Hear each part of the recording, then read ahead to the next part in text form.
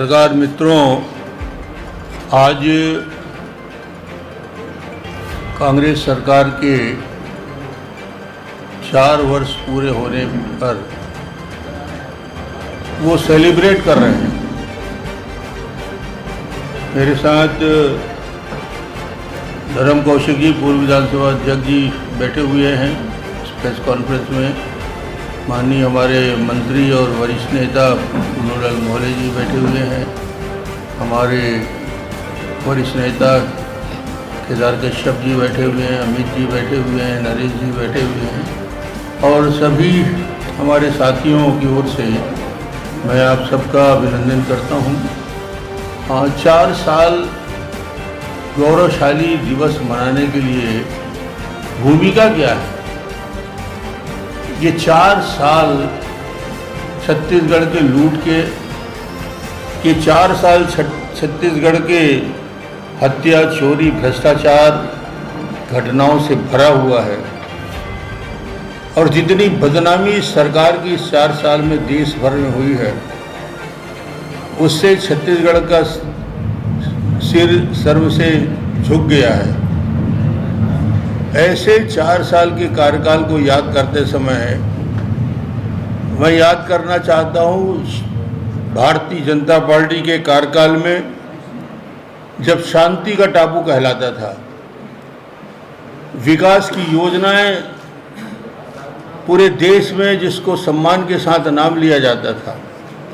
छत्तीसगढ़ का गौरवशाली वो 15 साल का इतिहास रहा है, जिसमें केंद्र के द्वारा, वो चाहे केंद्र में कांग्रेस की सरकार हो या भारतीय जनता पार्टी की सरकार हो, हमेशा सराहना की गई और ऐसी योजनाओं का जन्म हुआ। 1 रुपये किलो चावल की योजना, मुख्यमंत्री खाद्यान्न सुरक्षा योजना, मुख्यमंत्री के नाम से जितनी योजनाएं बनी थी और चली थी, वो किसानों के 0% में ब्याज में सहकारी बैंक से कर्जा देने की योजना बनी हो, या डेवलपमेंट के कीर्तिमान स्थापित हुए 22,000 किलोमीटर प्रधानमंत्री ग्राम सड़क योजना बनी हो, या 30,000 किलोमीटर सड़कों का जाल बिछा हो, 29,000 नए स्कूल का निर्माण की कल्पना हो और 15 साल तक शांति के साथ छत्तीसगढ़ के लोग उस उत्सव को मनाते रहें, गौरव के साथ मनाते रहें।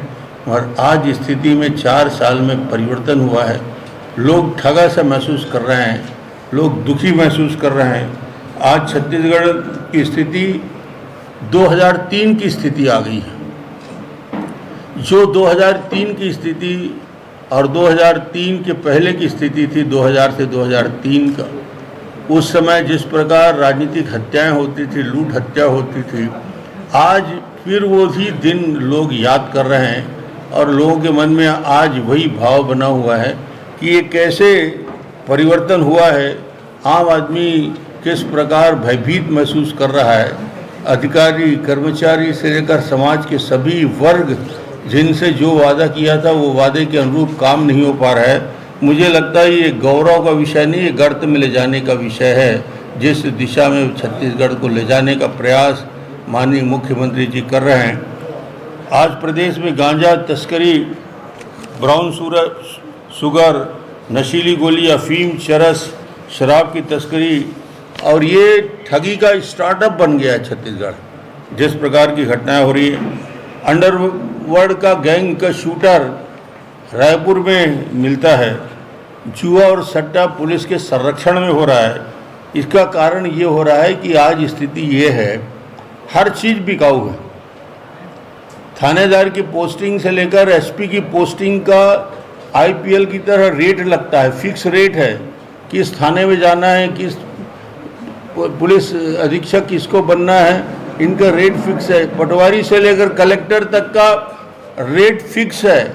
ये स्थिति छत्तीसगढ़ में दुनिया में कहीं नहीं होगी जो स्थिति छत्तीसगढ़ में दिख रहा है। और ये पूरी सरकार की स्थिति ये है कि आज पूरे थाने बिके हुए हैं और इसलिए जुआ, सट्टा, अपराध की लगातार वृद्धि हुई, जिसके आंकड़े मैं बताऊंगा। और इस आंकड़े को मैं तुलना करूंगा राष्ट्रीय स्तर में, जब नेशनल क्राइम ब्यूरो अपनी रिपोर्ट पेश करता है और नेशनल क्राइम ब्यूरो जब रिपोर्ट पेश करता है तो उसका अध्ययन पूरे राष्ट्रीय स्तर में अध्ययन के साथ रिपोर्ट पेश करता है। और छत्तीसगढ़ आज हम कहाँ खड़े हैं, जब नेशनल क्राइम ब्यूरो की रिपोर्ट आती है उस रिपोर्ट में छत्तीसगढ़ के जो आज गौरव दिवस मना रहे हैं उनको एक बार उस रिपोर्ट को ज़रूर पढ़ लेना चाहिए कि उस रिपोर्ट की क्या स्थिति है। दुष्कर्म के मामले में छत्तीसगढ़ देश में 6वें स्थान में। क्या क्या कीर्तिमान है उसके मैं याद दिलाना चाहता हूँ। डकैती के मामले में छत्तीसगढ़ देश में 5वें स्थान में है। फिरौती के मामले में छत्तीसगढ़ देश में 4थे स्थान में है। हत्या के मामले में छत्तीसगढ़ 3रे स्थान है और आत्महत्या के मामले में छत्तीसगढ़ पूरे देश में 2रे स्थान में है। ये हमारी उपलब्धि है। ये 4 साल गौरवमयी बिताने के बाद आज किसान से लेकर समाज के सभी वर्ग लूट हत्या फिरौती में कैसे परेशान हैं, तो उसके एक छोटे से आंकड़े नेशनल क्राइम ब्यूरो की रिपोर्ट बताती है। ये कोई डॉक्टर रमन का रिपोर्ट नहीं है या भारतीय जनता पार्टी का रिपोर्ट नहीं है। ये किस दिशा में छत्तीसगढ़ को ले जाना चाहते हैं। 2 दिन पहले की घटना, बिलासपुर में दिन दहाड़े पुलिस थाने से 500 मीटर दूर कांग्रेस के महामंत्री तथा कथित महामंत्री की गोली मार के हत्या हो जाती है। बाद में उसको हिस्ट्री सीटर घोषित कर दिया जाता है। उसके कार में महामंत्री का बोर्ड लगा हुआ है और उस बोर्ड लगे के साथ साथ जिस प्रकार की घटनाएं रायपुर में, जिस प्रकार दिन दहाड़े घटनाएं रायपुर में लूट की हत्या की अपराध की जिस प्रकार हो रही है, तो आज लोग घर से निकलने में डर से महसूस करते हैं। और पिछले 4 साल के कुछ आंकड़े मैं आपको बताना चाहूँगा। पिछले 4 वर्षों में प्रदेश में 19,667 आत्महत्याएं हुई। पिछले 4 साल का आंकड़ा है। जब से माननीय भूपेश बघेल की सरकार बनी है, उस बघेल की सरकार बनने के बाद 4 वर्षों में 19,667 आत्महत्याएं, जिसमें से 431 किसानों ने आत्महत्या की, 1248 पुलिसकर्मियों ने आत्महत्या की, 2008 हत्याएं हुई और 104 मानव तस्करी के मामले सामने आए और हम गौरव दिवस मना रहे हैं। ये है गौरवशाली। छत्तीसगढ़ में लूट हत्या और आत्महत्या और पुलिस कर्मियों की आत्महत्या के लिए मजबूर हो रहे हैं। ये गौरवशाली क्षण मना रहे हैं, ये गौरव मना रहे हैं। और इन्होंने जो घोषणा पत्र जारी किया,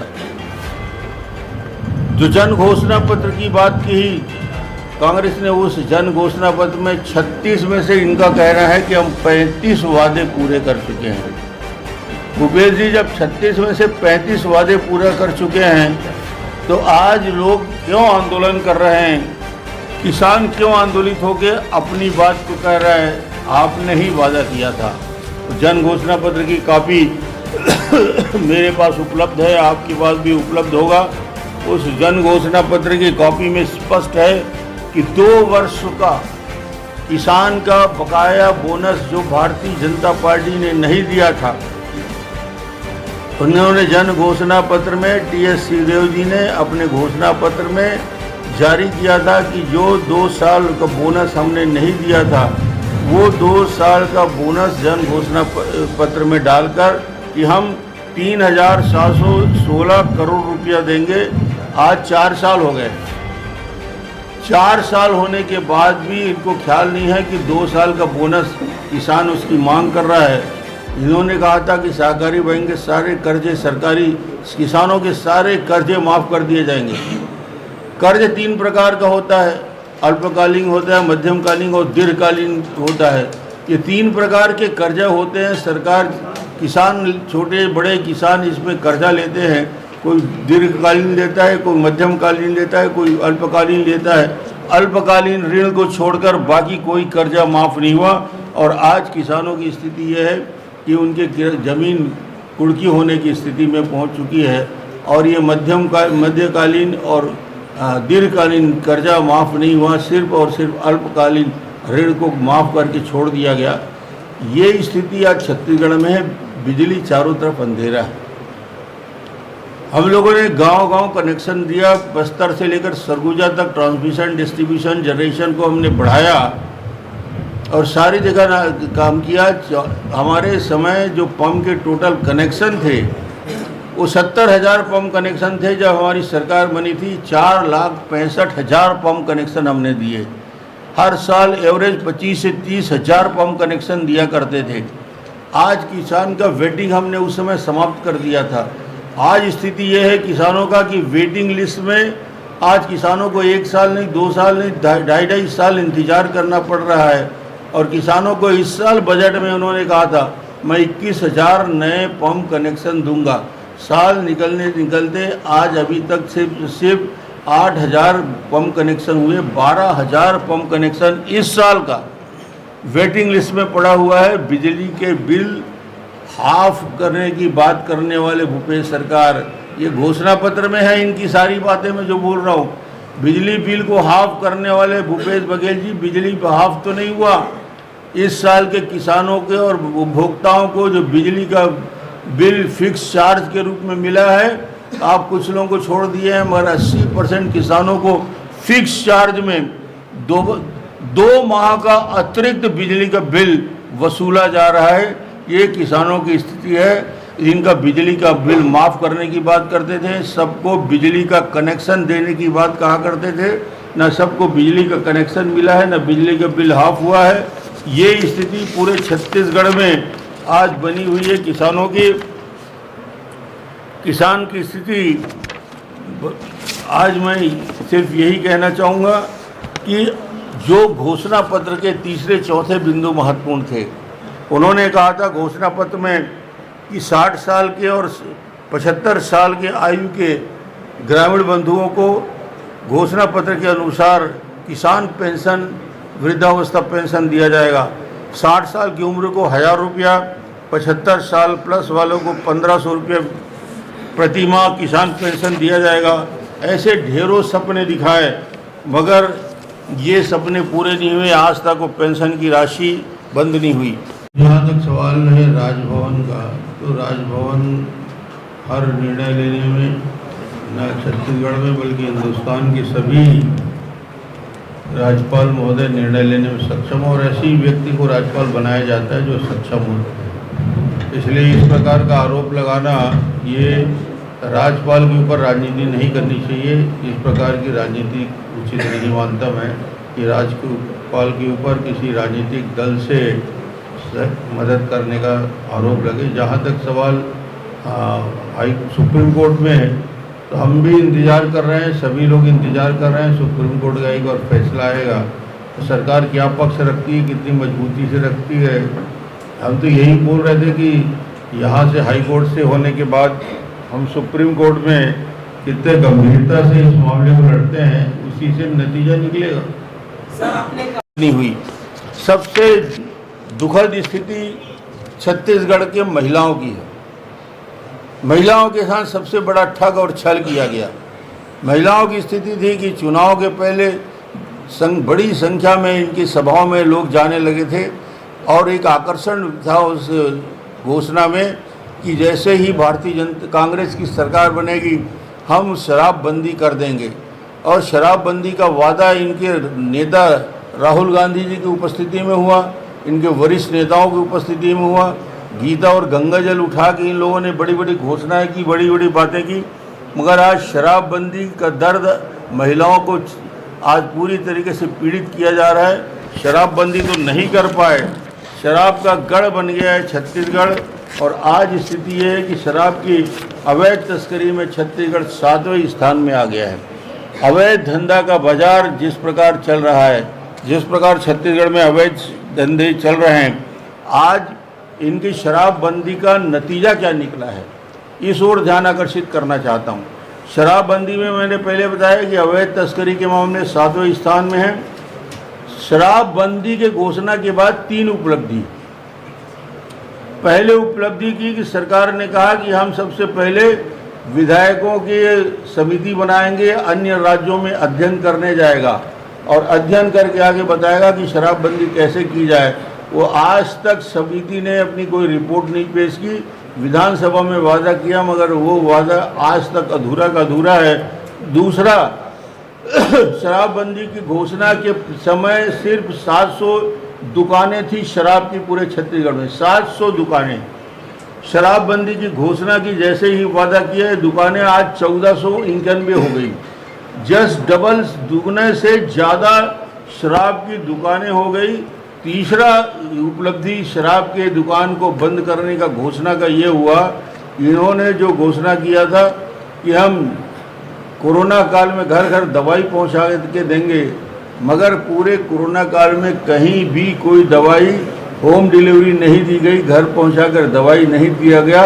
सिर्फ और सिर्फ कांग्रेस के शासनकाल में, भूपेश के शासनकाल में ये जो गौरवशाली दिवस मना रहे हैं, शराब की होम डिलीवरी की गई। और पूरे कोरोना काल में हिंदुस्तान में सर्वाधिक शराब बेचने वाला पहले नंबर का कोई राज्य यदि बना है तो छत्तीसगढ़ ने इसमें भी गौरवशाली उपलब्धि हासिल की है और इसलिए गौरव दिवस के रूप में इसको मना रहे हैं।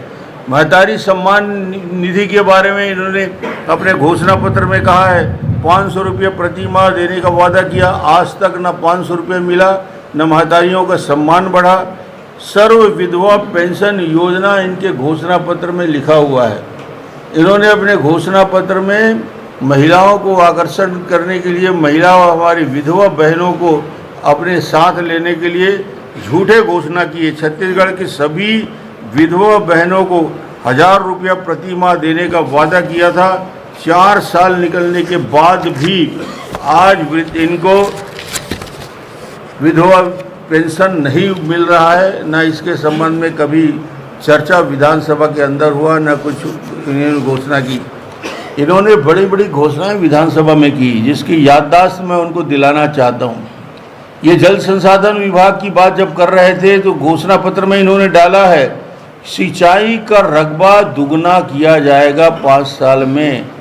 सिंचाई का रकबा दुगना तो नहीं हुआ, सिंचाई के रकबे को बढ़ाने के लिए इन्होंने कहा था बोध घाट जैसी परियोजना बस्तर में, इसका हम 3 साल में निर्माण कार्य प्रारंभ कर देंगे, क्रियान्वयन शुरू कर देंगे। उसी दिन विधानसभा में मैंने कहा था कि बोध घाट परियोजना शुरू नहीं कर सकते, इस योजना का डिटेल सर्वे हुआ नहीं है। मैंने चुनौती दी थी कि आप 5 साल में इसका डिटेल सर्वे ही करा लें भूपेश जी, मगर आज मैं आपको बता रहा हूं कि अभी तक बोध घाट परियोजना जो बस्तर की सबसे बड़ी परियोजना है, उसका आज तक सर्वे नहीं हो पाया।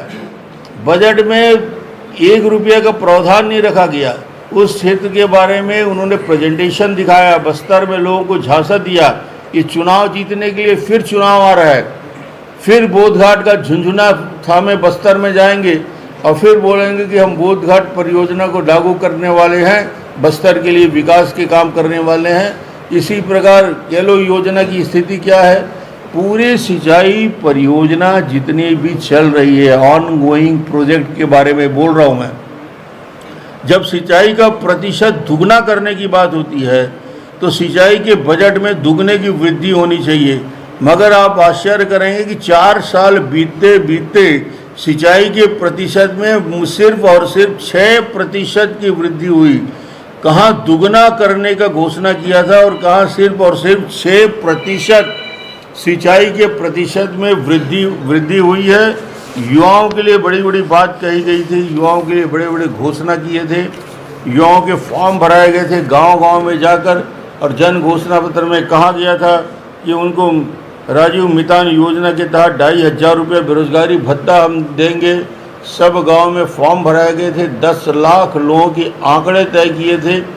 आज बेरोजगार नवयुवक गांव-गांव में इनको ढूंढ रहा है, देख रहा है कि कहाँ गए बेरोजगारी भत्ता देने वाले भूपेश बघेल जी और उनकी टीम, और वो फॉर्म आज भी वो लेके घूम रहे हैं जो पुराने फॉर्म इनके पास पड़े थे, जिसमें इन्होंने 2500 रुपया बेरोजगारी भत्ता देने के लिए वादा किया था और विश्वास उनको दिलाया था। ये आज भी उनके युवकों की स्थिति ये है। छत्तीसगढ़ में आज युवकों को गुमराह किया गया है।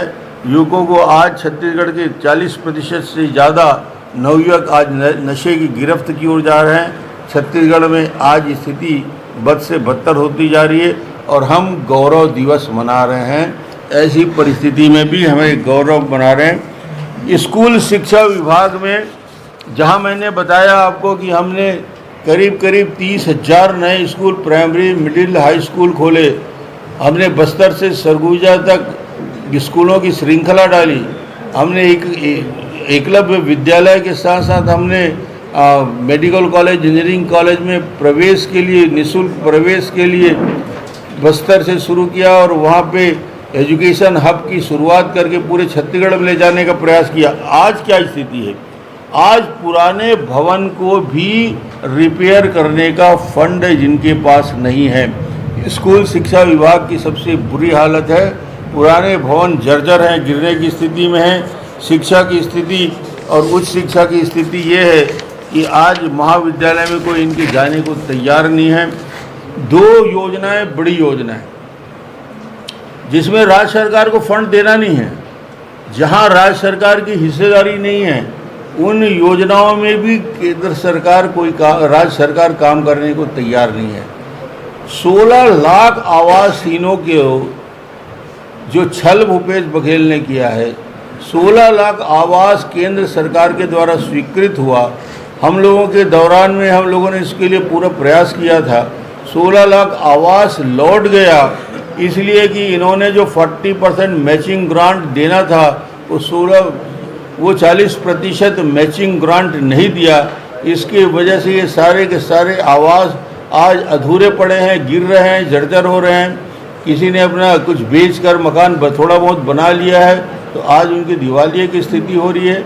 ये आज स्थिति यह है कि आपने 55,000 करोड़ का कर्जा लिया, 10,000 करोड़ का और कर्जा ले लेते, किसान गरीब के लिए ले लेते, उन आवासहीनों के लिए ले लेते तो कोई आपत्ति किसी को नहीं होती। मगर इनकी प्राथमिकता वो किसान, वो आवासहीन अनुसूचित जाति जनजाति का व्यक्ति नहीं है। ये उनके लिए काम नहीं करने वाले हैं, ये शराब माफिया के लिए काम करने वाले हैं, ये रेत माफिया के काम करने वाले हैं। दूसरी बड़ी योजना, जहां जल जीवन मिशन के माध्यम से गवर्नमेंट ऑफ इंडिया इतनी महत्वाकांक्षी योजना चल रही है कि सबके लिए पानी की व्यवस्था की योजना 2024 तक पूरा करने की योजना है। प्रधानमंत्री जी हर घर टैप का वाटर ले जाने के प्रयास कर रहे हैं कि नल से पानी हर व्यक्ति तक मिल जाए, उसके लिए कार्य योजना बना के काम कर रहे हैं। मगर उस पूरी कार्य योजना को फेल करने का काम भूपेश बघेल कर रहे हैं। इस योजना में जो जीवन में परिवर्तन लाएगा, जैसे आवास परिवर्तन लाता है, वैसे ही नलकूप, किसी घर में नल लग जाए, एक टेप लग जाए, उसके जीवन में परिवर्तन आएगा, उसकी बीमारी दूर होगी, हाइजीन भी रहेगा और स्वच्छ पानी पीने को मिलेगा। आज जल जीवन मिशन में छत्तीसगढ़ सरकार की स्थिति यह है कि टोटल प्रोजेक्ट जो बनाए थे उसमें सिर्फ और सिर्फ 24% कंप्लीट हुए हैं, 24%, 76% अपूर्ण काम है। ये उपलब्धि सरकार की है कि जहां पैसा गवर्नमेंट ऑफ इंडिया मिल रहा है, इसलिए नहीं बन पा रहा है कि इनके अपने जो मैचिंग ग्रांट देना था वो मैचिंग ग्रांट ना देके केंद्र सरकार के पैसे का ही निर्माण कार्य कर रहे हैं जल जीवन मिशन में, बाकी कामों को रोक दिए है। इसलिए यही स्थिति बनी हुई है। मैं प्रदेश की आर्थिक स्थिति के बारे में थोड़ी बताना चाहता हूँ कि प्रदेश में निर्माण कार्य, विकास काम तो सब ठप पड़े हैं। लोगों को ये लगता है कि सरकार कर्ज ले रही है तो बहुत अच्छा बनेगा, कहीं सड़क बनेगा, कहीं फ्लाईओवर बनेगा, कहीं पुल बनेगा, कहीं पुलिया बनेगा, कहीं महाविद्यालय भवन बनेगा, कहीं पे नए बांध को निर्माण होगा, सिंचाई की परियोजना होगी। मगर हमारे यहाँ स्थिति ये है कि 4 साल में 55,000 करोड़, यानी हम जितना कर्जा हम 15 साल में नहीं लिए थे, ये 4 साल में 55,000 करोड़ रुपया ले रहे हैं। प्रति व्यक्ति के ऊपर 30,000 रुपया का कर्ज अपने आप हो चुका है भूपेश जी की सरकार। अब आप कर्ज ले भी रहे हो भाई, तो उस कर्ज का उपयोग क्या कर रहे हैं? कहीं सड़क, कहीं पुलिया, कहीं पुल, कहीं स्कूल बना रहे हैं, उसके लिए नहीं बना रहे। इस पैसे का उपयोग हमने पूछा कि कहाँ कर रहे हैं आप, किस काम के लिए कर रहे हैं? तो धान खरीदी में कर रहे हैं, तो धान खरीदी में भी इसका उपयोग नहीं हो रहा है। 4 साल में मैं आपको बता दूं, केंद्र से 1,58,000 करोड़ रुपया राजस्व गवर्नमेंट ऑफ इंडिया से मिला, 4,000, इसका भी उपयोग नहीं कर पाए। दूसरी महत्वपूर्ण विषय, 4 वर्षों में केंद्र सरकार द्वारा राज्य को मिलने वाले ग्रांट 80,000 132 करोड़ रुपया अनुमानित था जो ग्रांट मिलना था, मगर मैचिंग ग्रांट न देने की वजह से राज्य को सिर्फ 43,000 करोड़ रुपया मिला है। जो मिलना चाहिए था टोटल 80,000 करोड़ का ग्रांट मिलना था, तो ये आज भी अधूरा पड़ा है। अब ये धान के बारे में बात करते हैं कि हम धान में बड़ी वाहवाही लेते हैं कि धान में मैं किसानों को मदद कर रहा हूँ। कितना? पूरी धान की खरीदी में, धान उपार्जन की पूरी प्रक्रिया में केंद्र सरकार के द्वारा जो पैसा मिलता है वो पैसा 50 से 51,000 करोड़ रुपया अकेला केंद्र सरकार देती है। 51,000 करोड़ रुपया धान उपार्जन में केंद्र सरकार से मिला, इनका हिस्सा सिर्फ 11,000 करोड़ है। कहाँ 51,000 करोड़ केंद्र सरकार का? केंद्र सरकार का कहीं नाम नहीं है। और ये वाहवाही लेते हैं कि पूरा का पूरा पैसा केंद्र सरकार का आ रहा है, और केंद्र सरकार के आने की वजह से आज ये स्थिति है। इनके पास ये कर्जा ले जरूर रहे हैं, मगर सड़क का मरम्मत कर रहे हैं, ना पुल का निर्माण कर रहे हैं, ना पुलिया का निर्माण कर रहे हैं। घोषणा पत्र के एक और महत्वपूर्ण बिंदु, कर्मचारियों से छल। आज गौरव दिवस जरूर मना रहे हैं, मगर लाखों दैनिक वेतन भोगी कर्मचारी, अनियमित कर्मचारी, संविदा कर्मचारी नियमित करने की मांग को लेकर लगातार आंदोलनरत हैं, लगातार इनका आंदोलन चल रहे हैं। और उनकी मांग सिर्फ ये रहती है कि उन्हें नियमित किया जाए, उनके जो लोग की मौत हो गई है उनको अनुकंपा नियुक्ति दिया जाए। मगर ये सरकार घोषणा पत्र में स्पष्ट रूप से वादा करने के बाद, विश्वास दिलाने के बाद कि हम ये घोषणा इनके लिए कर्मचारियों को, हम दैनिक वेतन भोगी कर्मचारियों को रेगुलर करेंगे, पर आज तक इनका निराकरण नहीं हुआ। हजारों विधवाएं यहाँ बैठी हुई हैं, आंदोलन कर रही हैं। सरकार ने महत्वपूर्ण योजनाओं को बंद कर दिया। तेंदुपत्ता संग्राहकों के लिए चरण पादुका योजना, बुजुर्गों के लिए तीर्थ यात्रा योजना, गरीब बेटियों के लिए कन्यादान योजना जैसे जन कल्याण योजना को इन्होंने बंद करके रख दिया है। अब ये सरकार गौरव दिवस मना रही है। 4 साल गौरव के, छत्तीसगढ़ की पहचान, छत्तीसगढ़ से बाहर चले जाएं, किसी भी राजधानी में चले जाएं और आपसे पूछा जाएगा कि कहाँ से आए हैं, तो आप बोलेंगे छत्तीसगढ़ से। तो जिस छत्तीसगढ़ की पहचान एक विकसित राज्य के रूप में होती थी, एक डेवलपिंग स्टेट के रूप में होती थी, जो विकास के लिए जाना जाता था, जो शांति का टापू था, आज जैसे ही आप दिल्ली, छत्तीसगढ़ के बाहर छत्तीसगढ़ की बात करेंगे तो बोलेंगे उसी भूपेश बघेल के राज्य के हैं, जो ईडी और सीडी के मामले में जिसका अपराध चल रहा है। तो हमारी पहचान ईडी और सीडी की बन गई, हमसे चिपक गया है ईडी और सीडी, और ये मुक्त नहीं होता। ईडी और सीडी छोड़ेगा नहीं। ईडी और सीडी हमारी पहचान है। हिंदुस्तान का गौरवशाली 4 साल में 4 सीटेड मुख्यमंत्री छत्तीसगढ़ में मुख्यमंत्री बना हुआ है, ये गौरव का विषय है हमारे लिए। सीडी के मामले में अश्लील सीडी दिखाते हुए जेल के अंदर रहने वाला मुख्यमंत्री हमारा मुख्यमंत्री है, ये हमारे लिए गौरवशाली दिन है।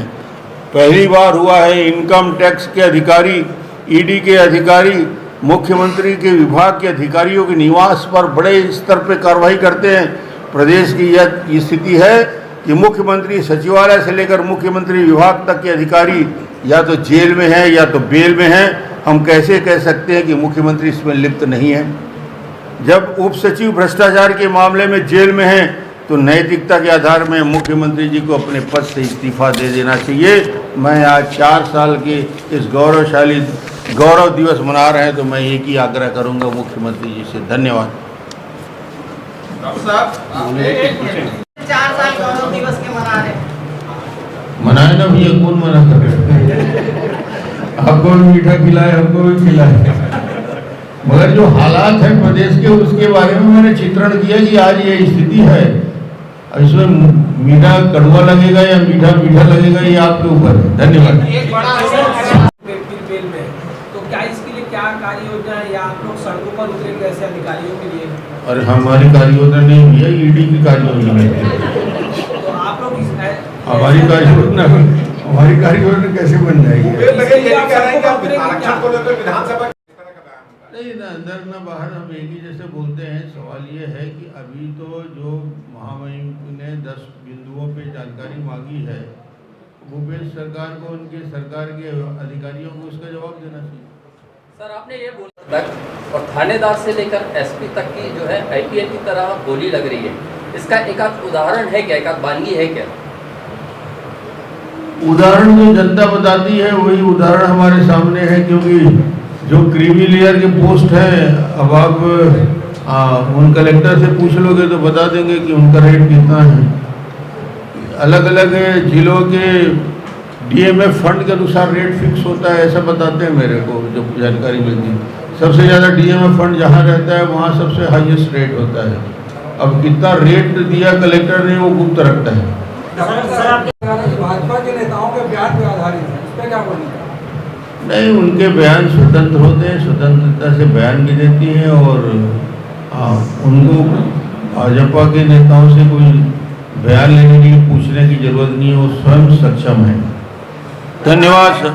जतन चंडिका की लगातार सही और सटीक खबरें देखने के लिए जतन चंडिका न्यूज़ को सब्सक्राइब, लाइक, कमेंट एवं शेयर करना ना भूलें और बेल आइकॉन बटन दबाना ना भूलें। लगातार जतन चंडिका।